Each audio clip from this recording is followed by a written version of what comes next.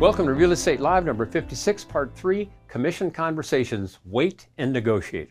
There have been some recent industry discussions about having all buyer agent compensation negotiated in the purchase agreement instead of offering it in advance. And this has three benefits. Number one, it gives the sellers more control over negotiation.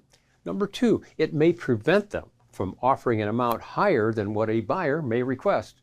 And number three, it is in harmony with the NAR settlement by keeping the seller commission and the buyer commission negotiated separately. The agents in this video operate this way. You will also hear a great way to manage expectations using a net sheet. In the seller closing worksheet or the net sheet, I talked to them about the fact that one of the larger numbers on that net sheet is going to be the commission numbers.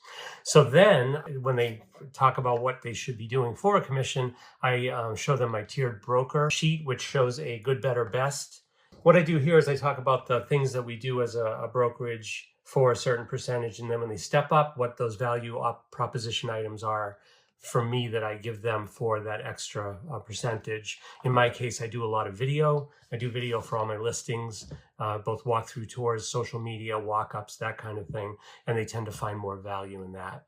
Then I talk about how that will affect their bottom line, their net. And this is where I enter into the conversations concerning the buyer agency fee. So the net sheet here is the next sheet that I use. And this is where I enter into it. And this is the most valuable thing I found so far, because what I can do now is where I used to put fee here for my brokerage and then tell the seller that it would be split, part of it would go to the buyer agent at closing. I now just put in my fee. Then we take away their mortgage and then the commission, the brokerage fee for my brokerage. But down at the bottom now, I put in another sentence for the seller paid buyer agent fee. And I tell them, you may not have to pay this fee. You may have to pay part of this fee, or you may pay more than this fee, depending on the net price that you get and what is the best net price for all of the offers you get. And I said to them, what do you think about this net price? Is this something that would be good for you if you're walking away from a closing? Is this price good for you?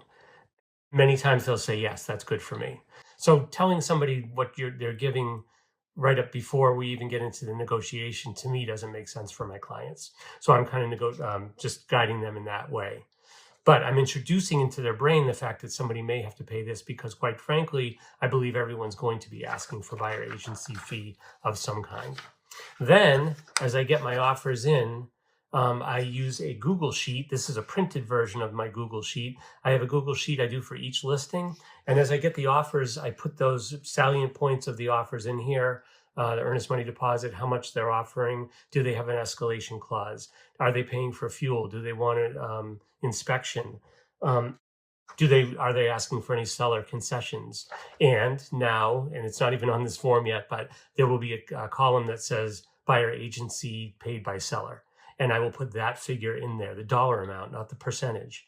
And those will all add up to this column here. And in this column, they'll see their net. So that's basically it. I find a way to generalize the large amount of what a commission or brokerage fee might be in general.